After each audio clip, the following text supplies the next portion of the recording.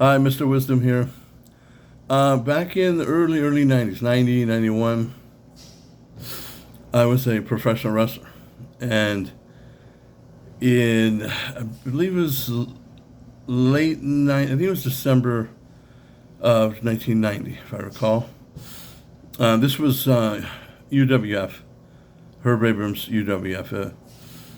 He was a billionaire. He got all the big names to come and wrestle. But he didn't really know how to work it right, so it didn't last for a few years. But so back then, I had a match with Cowboy Bob Orton. And Cowboy Bob Orton, if you remember him from the 80s, is famous for like wearing a cast and fighting Hogan and all these people and fighting Dirty and stuff. But so we had a match. I was just getting started, so it was just what they call a jobber. Basically, you go in there with the big names, get your ass kicked for 5 minutes, and you're done. But you're on TV. You're wrestling these big time guys that just a few months ago you were watching them on TV. And so we had our match, a good match, and his closing move was a superplex, which is a suplex. If you know wrestling, you know what a suplex is. But it's a superplex. You go from the top rope, so you're going high up. And he was like 270 pounds. I was 290. So it was a lot of beef coming through the air. And when we hit, we broke the ring. We broke the center of the ring. It collapsed. Well, I didn't feel a thing because they have a giant spring, excuse me, underneath the ring. And so it cushions your blows, and the harder you hit, actually, and especially in the center, the softer it is.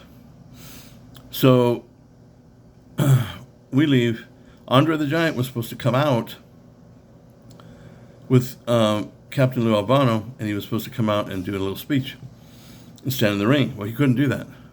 So as time goes on, I can hear him rumbling. He's getting pissed off. So then he goes